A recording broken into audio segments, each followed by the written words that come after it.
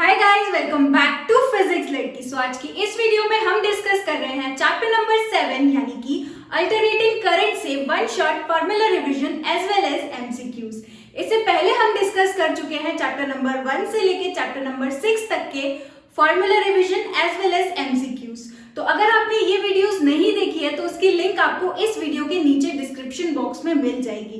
इसके अलावा case study type questions, assertion and reason type questions भी हम प्रैक्टिस कर चुके हैं, तो उसकी वीडियोस भी आपको इस वीडियो के नीचे डिस्क्रिप्शन बॉक्स में मिल जाएगी। आज हम जो भी डिस्कस करेंगे सबसे पहले फॉर्मूले और इसी के साथ जो हम एमसीक्यूज डिस्कस करेंगे वो आपको अगर पीडीएफ फॉर्म में चाहिए तो उसकी पीडीएफ आपको टेलीग्राम चैनल पर मिलेगी और उसकी लिंक आपको इस वीडियो के नीचे डिस्क्रिप्शन बॉक्स में। टेलीग्राम ग्रुप जरूर ज्वाइन कर लेना, उसमें आपको चैप्टर नंबर 1 से लेके चैप्टर नंबर 6 तक के जो पीडीएफ है, MCQs as well as formula sheet आपको सब वहां पर मिलने वाला है। तो स्टार्ट करते हैं हमारा 7 चैप्टर अल्टरनेटिंग करंट। सबसे पहले फॉर्मूला, तो हमारा फर्स्ट फॉर्मूला है यहाँ पर, क्योंकि चैप्टर का नाम ही अल्टरनेटिंग करंट है, सबसे फर्स्ट हमने यहाँ पर फॉर्मूला लिया है अल्टरनेटिंग करंट यानी कि आई का। आई यहाँ पर होता है instantaneous current is equal to I naught sine omega T. I naught जो होता है वो हमारा पीक करंट होता है, तो आई नॉट हमारा यहाँ पर क्या है, पीक करंट, या हम बोले मैक्सिमम वैल्यू ऑफ करंट। ठीक है, साइन ओमेगा टी, ओमेगा हमारा यहाँ पर क्या होता है, एंगुलर फ्रीक्वेंसी। ठीक है, और अगर हम यहाँ पर एंगुलर फ्रीक्वेंसी का रिलेशन देखें तो हमारा एंगुलर फ्रीक्वेंसी क्या होता है, 2 पाई न्यू, यानी कि हमारी नॉर्मल फ्रीक्वेंसी, न्यू यानी कि हमारी फ्रीक्वेंसी। तो यहाँ पर ओमेगा की जगह पर हम लिख सकते हैं 2 पाई न्यू, तो यहाँ हमने रखा 2 पाई न्यू, एंड हमारा जो न्यू है यानी कि फ्रीक्वेंसी वो क्या होता है, रेसिप्रोकल ऑफ टाइम पीरियड, यानी हम न्यू को हटा के क्या लिख सकते हैं, 1 upon capital T. Capital T यहाँ पर क्या है, टाइम पीरियड। ठीक है, न्यू हमारी क्या होती है, फ्रीक्वेंसी, एंड हमारा कैपिटल टी जो होता है वो क्या होता है, टाइम पीरियड। सो आपका जो इंस्टेंटेनियस करंट है वो क्या हो गया, I naught sine 2 pi by t and small t, पे स्मॉल टी यहाँ पर क्या है, टाइम टेकन। ठीक है, अब सेकेंड फॉर्मूला अगर हम देखें तो एवरेज वैल्यू या फिर मीन वैल्यू ऑफ करंट और ईएमएफ की बात करते हैं। अगर हम हाफ साइकिल की बात कर रहे हैं, यानी कि अगर टाइम यानी कि ये स्मॉल टी की जो वैल्यू है वो कहां से कहां ले रहे हैं, फ्रॉम 0 टू टी बाई 2, यानी कि हाफ साइकिल की हम बात कर रहे हैं। तो 0 से टी बाई 2 की जब हम बात कर रहे हैं तब हमारा जो एवरेज करंट या फिर हम बोले मीन वैल्यू जो होती है करंट की वो कितनी निकल के आती है, average value of current is equal to 2 by pi I naught. I naught यहाँ पर क्या है, हमारा वही पीक वैल्यू ऑफ करंट, तो हमने लिखा 2 आई नॉट बाय पाई। अगर यहाँ पर 2 अपॉन पाई को सॉल्व करें तो हमें यहाँ से मिलने वाला है 0.637।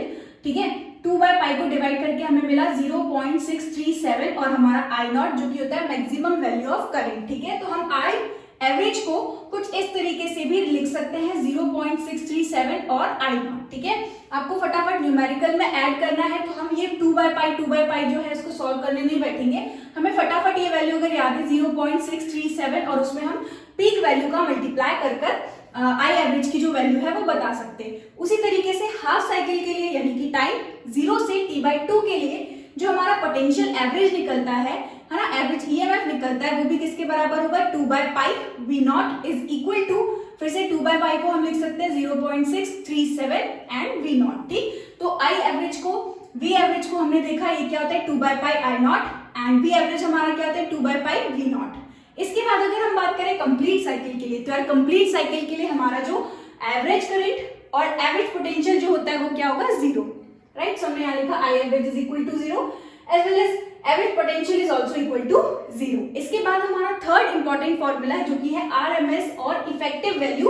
अच्छा, इसको वर्चुअल वैल्यू भी कहा जाता है। ठीक है, अगर कहीं किसी क्वेश्चन में लिखा है वर्चुअल वैल्यू तो मतलब वो बात कर रहे हैं वो कौन सी वैल्यू वहां पर गिवन है, आरएमएस वैल्यू, यानी कि root mean square value of current and potential. सबसे पहले आईआरएमएस वैल्यू ऑफ करंट की बात करें तो ये कितना होता है, आई नॉट बाय रूट 2, और 1 अपॉन रूट 2 को अगर हम सॉल्व करें, रूट 2 की वैल्यू कितनी होती है, 1.414, तो अगर हम 1 अपॉन 1.414 को डिवाइड करें तो हमें यहाँ से कितना मिलता है, 0.707। ठीक है, सो हमारा 1 अपॉन रूट 2 क्या मिला, 0.707 और आई नॉट यानी कि हमारा मैक्सिमम करंट। सो आरएमएस की आरएमएस वैल्यू को हम लिख सकते हैं आई नॉट अपॉन रूट 2 या फिर 0.707 आई नॉट। इसके बाद हमारा वीआरएमएस, तो यार VRMS भी हमारा क्या हो जाएगा V0/√2, यानी इसको भी हम लिख सकते हैं 0.707 V0, यानी कि मैक्सिमम वैल्यू ऑफ पोटेंशियल। इसके बाद नेक्स्ट फॉर्मूला है हमारा यहाँ पर इंडक्टिव रिएक्टेंस। इंडक्टिव रिएक्टेंस की अगर हम बात करें तो इसको डिनोट करते हैं हम जीटा एल से, इज इक्वल टू ये क्या होता है angular frequency into L. L यहाँ पर क्या होता है इंडक्टेंस, ठीक है। तो हमारा zeta L is equal to हमें क्या मिला ओमेगा इनटू एल। अगर हम ओमेगा यहाँ पर खोले तो हमें मिलेगा 2 पाई एफ, या फिर हम लिख सकते हैं न्यू। सो हमारा zeta L is also equal to 2 pi F and L. यहाँ से अगर हम देखें 2 पाई एल अगर हमारा कांस्टेंट है तो हमारा जो जीटा एल है वो डायरेक्टली प्रोपोर्शनल होता है किसके, फ्रीक्वेंसी के, ठीक है। अगर हम फ्रीक्वेंसी को बढ़ाएंगे तो हमारा जो रिएक्टेंस है इंडक्टिव रिएक्टेंस वो भी क्या होता जाएगा, इंक्रीज होता जाएगा, ठीक है। इसके बाद नेक्स्ट फॉर्मूला है हमारा कैपेसिटिव रिएक्टेंस, जिसको हम जीटा सी से डिनोट करते हैं। Zeta C is equal to क्या होता है 1/ओमेगा सी। ये दोनों ही फॉर्मूले जो है zeta L is equal to omega l and zeta C is equal to 1/ओमेगा सी, ये दोनों आपको बहुत अच्छी तरीके से याद रखना है। यहाँ पर हम लिख सकते हैं zeta C is equal to 1/ओमेगा की जगह हमने लिखा 2 पाई एफ, और ये सी यहाँ पर क्या है कैपेसिटेंस, ठीक है, कैपेसिटेंस ऑफ कैपेसिटर। अगर हम यहाँ पर देखें तो 2 पाई और पर्टिकुलर कैपेसिटर का जो कैपेसिटेंस है वो अगर कांस्टेंट है, ठीक है, तो यहाँ पर हमारा 2 पाई सी जो है अगर वो कांस्टेंट रहे तो zeta C is inversely proportional to frequency. मतलब जैसे जैसे हमारी फ्रीक्वेंसी बढ़ेगी जो हमारा कैपेसिटिव रिएक्टेंस है वो क्या होगा, डिक्रीज होगा, ठीक, क्योंकि इनवर्स रिलेशन है। फ्रीक्वेंसी बढ़ाएंगे तो हमारा कैपेसिटिव रिएक्टेंस डिक्रीज कर जाएगा। ओके, सो इसके बाद है हमारा सिक्स्थ फॉर्मूला जो कि है इम्पीडेंस, जिसको हम Z से डिनोट करते हैं। अच्छा, ये रिएक्टेंस इम्पीडेंस ये है क्या, ये रेजिस्टेंस ऑफर करते हैं, ये एक ऑपोजिशन ऑफर करते हैं हमारे अल्टरनेटिंग करंट को। तो यहाँ पर सिक्स्थ फॉर्मूला हमारा क्या है इम्पीडेंस, जिसको हम क्या बोल रहे हैं Z। इसका फॉर्मूला क्या होता है √r² plus zeta L minus zeta सी का होल स्क्वायर। अगर आपको इम्पीडेंस का ये ही फॉर्मूला याद हो गया √r² प्लस ब्रैकेट में जीटा एल माइनस जीटा सी का होल स्क्वायर, तो हम यहाँ पर अगर LR सर्किट की बात कर रहे हैं तो LR सर्किट में हमारा जो जीटा सी है वो यहाँ पर क्या हो जाएगा 0। मतलब तब हमारा जो इम्पीडेंस है वो क्या हो जाएगा √r² प्लस जीटा एल का स्क्वायर। तो अगर आपको सिर्फ एक ही फॉर्मूला याद है तो आप LR सर्किट और RC सर्किट के लिए और LCR सर्किट के लिए तो ये है ही, ठीक, तो तीनों के लिए आपके लिए ये यूजफुल रहेगा। तो आपको इम्पीडेंस का सिर्फ एक फॉर्मूला याद करना है जो कि होगा √r² प्लस ब्रैकेट में जीटा एल माइनस जीटा सी का होल स्क्वायर। इसके बाद है tan phi is equal to zeta L minus zeta C upon R. यहाँ पर फाई हमारा क्या आता है फेज डिफरेंस, कि हमारा जो करंट है वो पोटेंशियल से कितना आगे है। कभी करंट लीड करता था, कभी पोटेंशियल लीड करता था, तो हमें वहां पर ये अगर निकालना है कि कितना हमारा करंट लीड कर रहा है या हमारा पोटेंशियल कितना लैग कर रहा है, तो उसके लिए हमारा फॉर्मूला यहाँ पर क्या होगा tan phi is equal to zeta L minus zeta C upon R, ठीक है। अब फिर से वही बात, अगर हमारी LR सर्किट की हम बात कर रहे हैं तो जीटा सी यहाँ पर क्या हो जाएगा 0। तो उसके लिए अगर हमें फेज डिफरेंस निकालना हो तो हम लिखेंगे tan phi is equal to zeta L upon R, ठीक है। इसके बाद नेक्स्ट फॉर्मूला है हमारा 7th जो कि है average power in complete cycle, है ना। हम जो एवरेज पावर निकालते हैं कंप्लीट साइकिल के लिए उसका कितना आता है value, average power is equal to VRMS IRMS cos phi। यहाँ पर ये जो cos phi है इसको हम बोलते हैं पावर फैक्टर, ठीक है। cos phi हमारा क्या होता है पावर फैक्टर, इसका फॉर्मूला क्या होता है R/Z। तो ये यहाँ से आपको याद रखना है, एवरेज पावर का कंप्लीट साइकिल के लिए फॉर्मूला आपको याद रखना है जो कि कितना होता है VRMS IRMS and cos phi। इसके बाद नेक्स्ट फॉर्मूला है हमारा रेजोनेंस LCR सीरीज सर्किट। अगर हमारे पास LCR सीरीज सर्किट है तो उसमें एक रेजोनेंस की कंडीशन होती थी कि जब इंडक्टर के अक्रॉस वोल्टेज एंड कैपेसिटर के अक्रॉस वोल्टेज कैसा हो जाए बिल्कुल सेम, एक दूसरे के इक्वल, है ना। तब हमारा जो रिएक्टेंस होता है इंडक्टिव रिएक्टेंस वो किसके बराबर आता है कैपेसिटिव रिएक्टेंस के बराबर। इस कंडीशन को हम बोलते थे resonance condition in LCR series circuit, ठीक है। तो L जब हमारा zeta L is equal to zeta C हो जाए, ठीक है, तब हमारा रेजोनेंस की कंडीशन यहाँ पर हमको देखने को मिलेगी, ठीक है। फिर अगर हम देखें तो यहाँ पर जो हमारा इम्पीडेंस होता है वो कैसा होता है सबसे ज्यादा कम, रेजिस्टेंस यहाँ पर ये जो ऑफर करेगा वो कैसा होता है सबसे ज्यादा कम, ठीक है। तो हम लिखते हैं Z minimum is equal to कितने के बराबर होता है, ये रेजिस्टेंस के बराबर होता है। और ये जो सर्किट है वो बिहेव करने लगती है as a pure resistive circuit, ठीक है। जब LCR सीरीज सर्किट हो हमारे पास जिसमें potential across inductor and capacitor कैसा हो जाए सेम, तो हमारी जो सर्किट है वो बिहेव करने लगती थी as a pure resistive circuit, ठीक है। इसके बाद अगर हम देखें यहाँ से हमको रेजोनेंस फ्रीक्वेंसी मिलती थी, रेजोनेंट एंगुलर फ्रीक्वेंसी मिलती थी, जिसको हम ओमेगा आर से डिनोट करते हैं। ये किसके बराबर आती थी? 1/√L और C। अच्छा, इसको हम कैसे निकालते हैं? यहाँ से इस वाले फॉर्मूले से zeta L is equal to zeta C हमारे पास है। जीटा L हमारा कितना होता है? ओमेगा इंटू L, और जीटा C हमारा कितना होता है? 1/ωc। ठीक है, तो ये दोनों वैल्यूज यहाँ पर हम पुट करेंगे तो हमारा एंगुलर रेजोनेंट फ्रीक्वेंसी जो है वो कितना निकल के आ जाएगा? 1/√LC। अगर यहाँ पर हम देखें फ्रीक्वेंसी निकालनी हो हमें, तो ओमेगा की जगह पर हमने रखा 2 पाई न्यू, 2 पाई हमारा उठ के यहाँ आया। सो हम फ्रीक्वेंसी के लिए भी रिलेशन लिख सकते हैं, क्या आ जाएगा? 1/2 पाई √LC। इस टाइम पे रेजोनेंस जब होता है तब पावर कैसी मिलती है हमें? Average power maximum. ठीक है, रेजिस्टेंस में हमारी जो पावर है वो कैसे मिलेगी? मैक्सिमम, क्योंकि हमारा Z किसके बराबर हो गया? R के बराबर। सो यहाँ पर हमारा cos फाई जो होगा वो कैसा होगा? 1, और cos फाई हमारा मैक्सिमम कितना होगा? 1। ठीक है, तो यहाँ पर हमारा जो पावर एवरेज है वो कैसी होती है? सबसे ज्यादा मैक्सिमम। यहाँ पर हमारा जो करंट है वो भी कैसा मिलेगा हमें? मैक्सिमम, और वो किसके बराबर होगा? VRMS/R। तो ये फॉर्मूला भी आपको याद रखना है। इसके बाद है 9th फॉर्मूला हमारा क्वालिटी फैक्टर, जो कि हमें बताता है कि हमारा जो रेजोनेंस है वो कितना शार्प है। ठीक है, तो यहाँ पर क्वालिटी फैक्टर का सबसे फर्स्ट फॉर्मूला है, ये क्या होता है?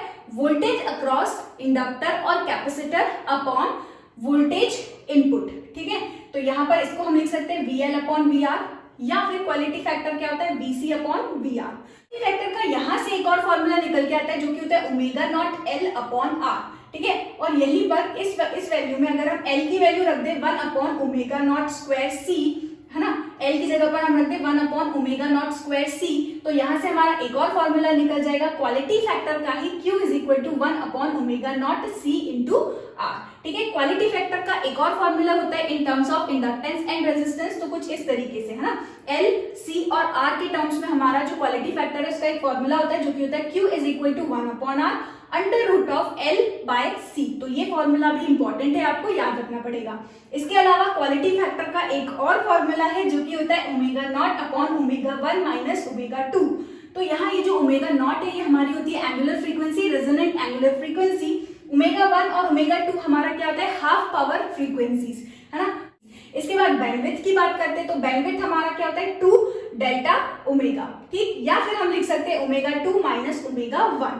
ठीक, क्वालिटी फैक्टर का यहाँ से एक और फॉर्मूला होता है जो कि होता है 2 pi maximum energy stored upon energy dissipated per cycle. तो ये फॉर्मूला भी यहाँ पर आप याद रख सकते हो। इसके बाद है हमारा ट्रांसफार्मर जो कि है 10th फॉर्मूला। ट्रांसफार्मर में हमने एक ही बहुत ज्यादा इंपॉर्टेंट फॉर्मूला देखा था जो कि था हमारा relation potential, current and number of turn का। ठीक है, तो हमें यहाँ से याद रखना है कि पोटेंशियल जो है वो डायरेक्टली प्रोपोर्शनल होता है नंबर ऑफ टर्न्स के, एंड पोटेंशियल जो है वो इनवर्सली प्रोपोर्शनल होता है करंट के। तो यहाँ से हम लिख सकते हैं ES/EP is equal to NS/NP। ये दोनों एक दूसरे के कैसे? Directly proportional. ठीक है, और ये दोनों हमारे करंट के कैसे होंगे? Inversely proportional. तो हम लिखेंगे IP/IS। ठीक है, और इस रेशियो को क्या कहा जाता है? ट्रांसफॉर्मर रेशियो या ट्रांसफॉर्मेशन रेशियो। ठीक है, तो K यहाँ पर हमारा ट्रांसफॉर्मर रेशियो होता है, ये आपको याद रखना है। आपके बहुत सारे न्यूमेरिकल यहाँ से आ सकते हैं। उसके बाद है हमारा, अगर हम बात करें step up transformer. Step up transformer क्या होता है? जो कि हमारे लो वोल्टेज को हाई वोल्टेज में कन्वर्ट करेगा। एंड देन स्टेप डाउन हमारा क्या होता है? जो कि हाई वोल्टेज को लो वोल्टेज में कन्वर्ट करेगा। ठीक, अगर हम देखें स्टेप अप के लिए, तो नंबर ऑफ टर्न्स जो होते हैं सेकेंडरी कॉइल में या सेकेंड वाली कॉइल में वो कैसा होना चाहिए? ग्रेटर। तो हम लिखते हैं N2 is greater than N1, और वहां पर जो हमारा ट्रांसफॉर्मर रेशियो होता है स्टेप अप के लिए वो कैसा होता है? Greater than 1। ठीक है, स्टेप डाउन ट्रांसफॉर्मर की अगर हम बात करें तो वो क्या कर रहा है? पोटेंशियल को कम कर रहा है ना। तो यानी कि नंबर ऑफ टर्न्स जो होंगे हमारे वो किस में ज्यादा होंगे? प्राइमरी कॉइल में, यानी कि N1 is greater than N2 for step down transformer. इसके लिए जो हमारा ट्रांसफॉर्मर रेशियो होता है वो कैसा होता है? 1 से छोटा। सो K is smaller than 1 for step down transformer. इसके बाद है हमारा एफिशिएंसी। अगर हम बात करें तो एफिशिएंसी को ईटा से रिप्रेजेंट करते हैं। ये क्या होता है? Output power upon input power into 100। इस फॉर्मूले से हम निकाल सकते हैं किसी भी ट्रांसफॉर्मर की, एक्चुअल ट्रांसफॉर्मर की एफिशिएंसी। ठीक, इसके बाद लास्ट फॉर्मूला है हमारा LC ऑसिलेशन। LC ऑसिलेशन में हमने एक इक्वेशन पढ़ी थी जो कि है हमारा charge is equal to Q0 cos ω t। Q यहाँ पर क्या होता है, इंस्टेंटेनियस चार्ज, जो कि हमारा वेरी करता है चार्ज, ठीक है। Q नॉट हमारा क्या होता है, सबसे ज्यादा मैक्सिमम चार्ज जो होगा हमारे कैपेसिटर के पास, ठीक है। कॉस ओमेगा टी, ओमेगा फिर से यहाँ पर हमारी एंगुलर फ्रीक्वेंसी, यहां से हम निकालते हैं करंट की इक्वेशन जो कि आती थी I is equal to I naught sine omega T.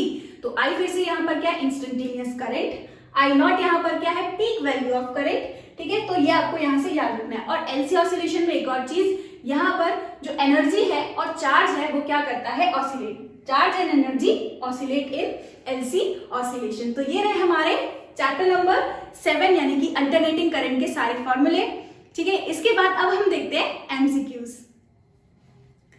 तो अब देखते हैं question number first. A transformer with turns ratio N1 upon N2 is equal to 50 upon 1। यहाँ पर एक ट्रांसफॉर्मर रेशियो दिया हुआ है, यानी K इज इक्वल टू हमारा कितना दिया हुआ है, N1 अपॉन N2, जो कि है कितना 50 अपॉन 1, यानी कि K की वैल्यू हमारी कितनी हो गई 50। It is connected to a 120 volt AC supply, ठीक है। यानी कि हमारा V जो है V1 या Vp इज इक्वल टू कितना दिया हुआ है हमें 120 वोल्ट, ठीक। और क्या दिया हुआ है, if primary and secondary circuit resistance R, अगर हमारे पास रेजिस्टेंस दिया हुआ है प्राइमरी का जो कि है कितना 1.5 किलो वोल्ट एंड सेकेंडरी का रेजिस्टेंस यहाँ पर कितना दिया हुआ है 1 ohm respectively, then find out power output. तो यहाँ पर सिंपली हमें आउटपुट पावर निकालना है। अगर हम आउटपुट पावर का फॉर्मूला देखें तो हमारा आउटपुट पावर क्या होना चाहिए, V2 एंड I2। सो यहाँ पर हमें V2 निकालना है एज वेल एज हमें करंट I2 निकालना है। तो सबसे पहले अगर हम यहाँ पर देखें V2 अगर निकाले तो रेजिस्टेंस क्योंकि हमें गिवन है सेकेंडरी का, या R2 इसको लिख सकते हैं, हम इसको R1 लिख लेते हैं, है ना। अगर हमें पोटेंशियल V2 पता चल जाए तो हम resistance I is equal to V upon R करके करंट भी यहाँ पर हम निकाल सकते हैं। तो यहाँ पर अगर हम देखें तो K की वैल्यू यानी कि ट्रांसफॉर्मर रेशियो कितना गिवन है 50, पोटेंशियल हमारा कितना है 120, और हमने पढ़ा हुआ है कि हमारा जो पोटेंशियल है it is directly proportional to number of turns, यानी कि N1 अपॉन N2 हमारा कितना दिया है 50 अपॉन 1, यानी कि हम लिखेंगे K इज इक्वल टू या N1 upon N2 is equal to V1 upon V2। So K हमारा कितना है 50 एंड V1 हमारा कितना दिया हुआ है 120 एंड V2 हमारा हमें कैलकुलेट करना है। सो हम लिखेंगे V2 is equal to 120 upon 50 यानी कि 12 अपॉन 5। और अगर हम करंट निकाले तो I2 हमारा क्या निकल जाएगा, I2 is equal to V2 upon R2। So V2 हमारा कितना है 12 अपॉन 5 एंड रेजिस्टेंस हमारा कितना है 1, ठीक है। रेजिस्टेंस हमारा कितना है 1 ओम। तो 12 अपॉन 5, ठीक है, हमारा क्या निकल गया करंट। सो करंट हमारा 12 अपॉन 5 एम्पियर। अब निकालते हैं पावर। तो हमारा पावर का फॉर्मूला क्या होता है V2 into I2। So output power will be equal to V2 कितना आया है हमारा, अगेन यहाँ से 12 अपॉन 5 वोल्ट, तो लिखा हमने 12 अपॉन 5 वोल्ट इंटू करंट हमारा कितना है I2, अगेन 12 अपॉन 5 वोल्ट, तो हम लिखेंगे 12 अपॉन 5 एम्पियर। सो यहाँ से हमारा 144 एंड यहाँ से 25, और इसको जब हम डिवाइड करेंगे तो हमें मिलेगा यहाँ से 5.67 वॉट। सो पावर हमारा यहाँ से कितना आ जाएगा 5.67 वॉट, ठीक है। तो देखते हैं कौन सा ऑप्शन यहाँ पर करेक्ट है। ऑप्शन नंबर ए यहाँ पर कैसा है, बिल्कुल करेक्ट, ठीक है। अब देखते हैं question number second. The number of turns in the primary coil of a transformer is 200 and number of turns in secondary is 10 if 240 volt AC is applied to the primary, the output from the secondary. तो यहाँ पर देखो number of turns हमें given है, again इसी type का transformer पे question है। Number of turns in primary हमें कितना गिवन है 200, ठीक है, and number of turns in secondary यानी कि NS हमें कितना गिवन है 10। आगे क्या बोल रहे हैं, if 240 volt AC is applied to primary, यानी कि VP हमारा कितना गिवन है 240। सो हमें यहाँ पर क्या निकालना है, आउटपुट वोल्टेज निकालना है, यानी कि हमें VS निकालना है। तो सिंपल हम यही वाला फॉर्मूला फिर से अप्लाई करेंगे जो कि होगा MP upon NS is equal to VP upon VS, ठीक है। तो हमें याद रखना है कि नंबर ऑफ टर्न्स जो है वो डायरेक्टली प्रोपोर्शनल होता है किसके, पोटेंशियल के। सो यहाँ से हमारा अगर MP देखें तो कितना दिया हुआ है 200 अपॉन NS हमारा कितना दिया हुआ है, या फिर इसको हम लिख सकते हैं VS जो कि हमें निकालना है is equal to VP upon NP into VS, sorry it is NS, ठीक है। तो यहाँ से अगर हम देखें वीपी हमें कितना दिया हुआ है 240 अपॉन एनपी हमें कितना दिया हुआ है 200 एंड एनएस हमें कितना दिया हुआ है 10। सो इसको सॉल्व करते हैं बस, यहाँ से ये कैंसिल, सो हमारा ये कितना आ जाएगा 12 वोल्ट। सो सेकेंडरी पे पोटेंशियल हमारा कितना आ रहा है 12 वोल्ट या आउटपुट पोटेंशियल हमारा कितना है 12 वोल्ट। सो करेक्ट आंसर हमारा यहाँ पर है ऑप्शन नंबर बी 12 वोल्ट। इसके बाद देखते हैं third question. In series LCR circuit the voltmeter and ammeter reading are. तो यहाँ पर एलसीआर सर्किट गिवन है, इसमें हमें सिंपली वोल्टमीटर और अमीटर की रीडिंग बतानी है। और जैसे कि आप डायग्राम में देख सकते हो रेजिस्टेंस कितना गिवन है 50 ओम, पोटेंशियल यहाँ पर कितना गिवन है 100 वोल्ट 50 हर्ट्ज एंड एल और सी के अक्रॉस जो हमारा पोटेंशियल है वो कितना है 100 वोल्ट, यानी कि यहाँ पर अगर पोटेंशियल एल और सी के अक्रॉस सेम है यानी कि इम्पीडेंस जो होगा हमारा वो किसके बराबर होगा, इम्पीडेंस हमारा किसके बराबर होगा आर के बराबर होगा। करंट हमारा कैसा होगा मैक्सिमम और हमारी जो सर्किट है वो बिहेव करेगी as a pure resistive circuit. ठीक, तो अगर रेजिस्टेंस हमारा 50 है और वोल्टमीटर वहां लगा हुआ है तो पोटेंशियल अगर 100 है तो हमें वोल्टमीटर में भी रीडिंग कैसी मिलेगी 100। ठीक है, क्योंकि वो पैरेलली कनेक्टेड है यानी कि पोटेंशियल हमारा कितना आ जाएगा 100 वोल्ट। अब क्योंकि यहाँ पर करंट भी पूछ रहे हैं जैसे कि हम ऑप्शन में देख सकते हैं, तो एमीटर की रीडिंग यानी कि हमें करंट भी बताना है। सो हमारा करंट जो होगा वो किसके बराबर हो जाएगा V अपॉन R। सो V कितना है 100 एंड रेजिस्टेंस यहाँ से हम देख सकते हैं जो कि डायग्राम में गिवन है इट इज 50 ओम। सो ये कैंसिल एंड यहाँ से ये कैंसिल, तो हमारा पोटेंशियल आया है 100 वोल्ट एंड करंट आया है कितना 2 एम्पियर। देखते हैं कौन सा ऑप्शन यहाँ पर हमारा करेक्ट है। सो ऑप्शन नंबर फर्स्ट ही यहाँ पर बिल्कुल करेक्ट है हमारा, जो कि है 100 वोल्ट एंड 2 एम्पियर करंट। ठीक है, इसके बाद है fourth question. And AC voltage source of variable angular frequency omega and fixed amplitude V is connected in series with the capacitance C and electric bulb of resistance R.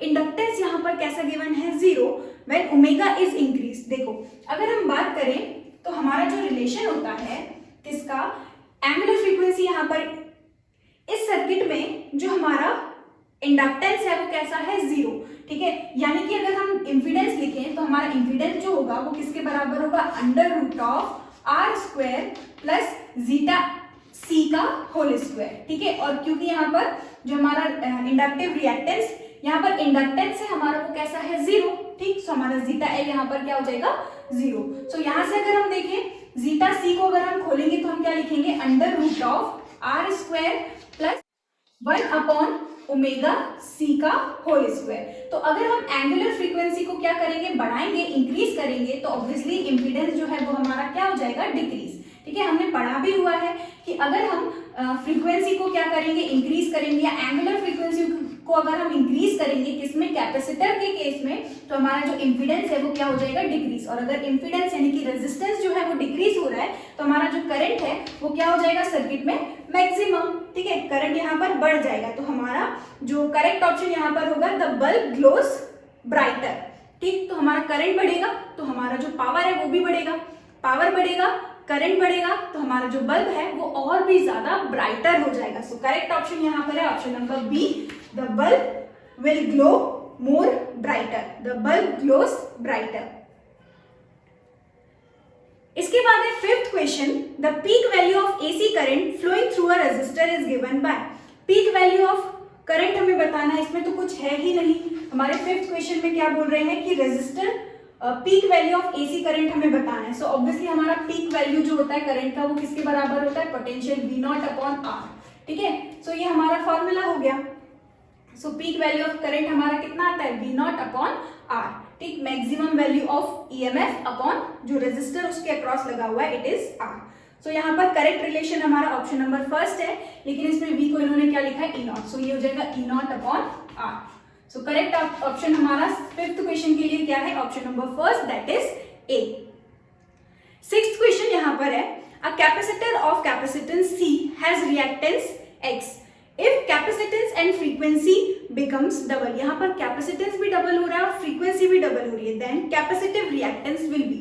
हमने अभी ही देखा था फॉर्मूले में कि हमारा जो कैपेसिटिव रिएक्टेंस होता है it is equal to 1/ω/c, या फिर हम लिख सकते हैं 1/2 पाई एफ सी। ठीक है, सो अगर हम फ्रीक्वेंसी को क्या कर रहे हैं डबल, और हमारी इसी के साथ साथ कैपेसिटेंस को भी हम क्या कर रहे हैं डबल, यानी कि हमारा जीटा सी डैश जो है वो क्या हो जाएगा 1/2 पाई कांस्टेंट, एंड फ्रीक्वेंसी को अगर हम डबल करें तो लिखेंगे 2f, एंड हमारे कैपेसिटेंस को भी डबल करेंगे तो हम लिखेंगे 2c। ठीक है, और इसको अगर हम कंपेयर करें तो यहाँ से 2 इंटू 2 क्या आ जाएगा 4, मतलब 1/4 2 पाई f और c। तो 2 पाई एफ सी हमारा जीटा सी पहले वाला था, यानी कि zeta C dash is equal to zeta C by 4। ठीक है, यानी कि x बाय 4, यहाँ पर जो हमारा रिएक्टेंस है वो 1/4 टाइम्स हो जाएगा, यानी कि ऑप्शन नंबर कौन सा सही है यहाँ पर डी, x/4। 7th क्वेश्चन देखते हैं। The average value of AC voltage E is equal to E0 sin omega t over the time interval t equal to 0 to t equal to pi by omega is। तो यहाँ पर हमारे 7th question में हमें given है E is equal to E0 sin omega t, and time हमारा यहाँ पर क्या गिवन है t equal to 0 to t equal to pi by omega। ठीक है, सो यहाँ पर एवरेज वैल्यू हमें बतानी है, एवरेज वैल्यू इतने टाइम में हमें बताना है। तो यहाँ पर अगर हम टाइम देखें तो हमारा क्या हो जाएगा पाई बाय ओमेगा। ठीक है, या फिर इसको हम लिख सकते हैं पाई बाय ओमेगा इंटू 2।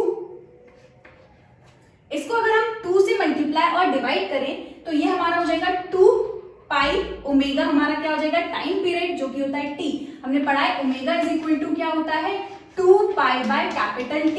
हमारा क्या होता है 2 पाई बाय कैपिटल T, या फिर t इज इक्वल टू क्या हो जाएगा 2 पाई बाय ओमेगा। तो इसको 2 पाई बाय ओमेगा को हम लिख सकते हैं t। टाइम पीरियड हमारा क्या हो जाएगा हाफ। तो यानी कि किस टाइम की बात कर रहे हैं, टाइम जब 0 से हाफ होगा, यानी कि हाफ साइकिल की बात कर रहे हैं। तो हाफ साइकिल में जो पीक वैल्यू है हमारी ईएमएफ की वो कितनी होती है, it is 2E0 by pi. Value सिर्फ पूछी थी जब हमारा टाइम कैसा हो t/2 हो या फिर पाई बाय ओमेगा हो। तो पाई बाय ओमेगा में आप चाहो तो ओमेगा की वैल्यू भी यहाँ पर रख सकते हो तो भी निकल के आ जाएगा। ठीक है, यहाँ पर ओमेगा की जगह पर आप रख देना 2 पाई बाय एफ या डायरेक्ट 2 पाई बाय टी, है ना। ओमेगा की जगह पर यहाँ पर रख सकते हैं 2 पाई बाय टी। सो पाई से पाई कैंसिल, एंड यहाँ से आ जाएगा हमारा टाइम पीरियड जो कि होगा t/2। करेक्ट। सो हमारे 0 से लेके t/2 के टाइम की बात है, यानी कि हाफ साइकिल में हमारा जो वैल्यू होता है वो कितना होता है 2/πe0। सो करेक्ट ऑप्शन देखते हैं यहाँ पर कौन सा सही है, हमारा ऑप्शन नंबर सी सही है। इसके बाद देखते हैं 8th question. AC power is transmitted from a power house at a high voltage S. AC power जो है वो ट्रांसमिट होता है from power house at a high voltage. हम हमेशा जो पावर ट्रांसमिट करते हैं वो हाई वोल्टेज पे ही करते हैं। हम जो हमेशा पावर ट्रांसमिट करते हैं वो हाई वोल्टेज पे ही करते हैं, ऐसा क्यों? ठीक है, फर्स्ट ऑप्शन में क्या गिवन है, the rate of transmission is faster at high voltages, ऐसा नहीं होता। B, it is more economical due to less power loss, क्योंकि यहाँ पर हमारा जो पावर लॉस है वो कैसा होता है कम, क्योंकि ट्रांसमिशन लाइन है वो कैसा होता है बहुत ज्यादा, यानी कि हम जो वायर यूज करने वाले हैं उसका लेंथ कैसा होने वाला है बहुत ज्यादा। तो अगर लेंथ हमारा कैसा होगा ज्यादा होगा, सो हमने पढ़ा है resistance is directly proportional to length. अगर हमारी लेंथ ज्यादा होगी तो उस वायर में जो रेजिस्टेंस होगा वो भी कैसा होगा ज्यादा, और अगर रेजिस्टेंस ज्यादा होगा तो हमारी जो एनर्जी है वो कैसी होगी वेस्ट होगी। यहाँ पर हमारा जो पावर है वो बहुत ज्यादा वेस्ट होगा। तो पावर वेस्ट ना हो उसके लिए हम क्या करते हैं, हाई वोल्टेज करके भेजते हैं। ठीक है, पोटेंशियल अगर हमारा हाई होगा तो सर्किट में जो करंट है वो कैसा हो जाएगा लो। ठीक है, ये कॉन्सेप्ट हमने पढ़ा है ट्रांसफार्मर के केस में ही कि जब हमारा पोटेंशियल कैसा होगा हाई तो जो करंट है वो वहां पर कैसा हो जाएगा लो। ठीक है, सो हमेशा पोटेंशियल हाई करके भेजते हैं ताकि हमारी जो ट्रांसमिशन लाइंस है उसमें करंट की वैल्यू क्या हो जाए डिक्रीज, और हमारा जो पावर है वो ज्यादा से ज्यादा वेस्ट ना हो। सो करेक्ट ऑप्शन यहाँ पर हमारा कौन सा है, ऑप्शन नंबर बी। इसके बाद देखते हैं 9th question. If the RMS current in a 50 Hz AC circuit is 5 ampere, the value of current 1/300 second after its value becomes 0। तो यहाँ पर अगर हम देखें RMS वैल्यू हमें फ्रीक्वेंसी जो है वो कितनी गिवन है, क्वेश्चन नंबर 9 में जो फ्रीक्वेंसी है वो हमें कितनी गिवन है 50 हर्ट्ज। ठीक है, एंड यहाँ पर और क्या गिवन है, current, RMS value of current हमारा IRMS जो है वो कितना गिवन है, 5 एम्पियर। ठीक, the value of current in 1 upon, यहाँ पर टाइम भी हमें गिवन है जो कि है कितना, 1/300 second, and after it's value becomes 0। सो यहाँ पे हमें करंट की वैल्यू बतानी है, the value of the current in 1/300 second after it's value becomes 0। ठीक है, सो यहाँ पर हमें सिंपली करंट की वैल्यू बतानी है, तो हम लिखेंगे I = I0 sin omega t।